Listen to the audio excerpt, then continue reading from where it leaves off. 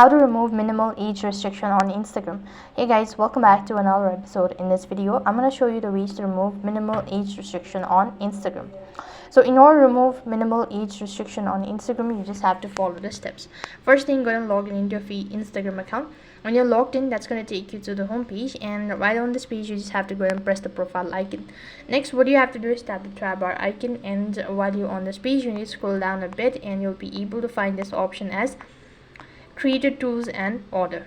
Then you'll be able to find this option as account type and tool. You just have to go and scroll down a bit, and then you need to go to the page. Then you'll be able to see this option as minimal age, and right on this page you should be able to find this option as default. Under it you can find minimal age. Just toggle the button and you should be able to remove minimal age restriction on Instagram.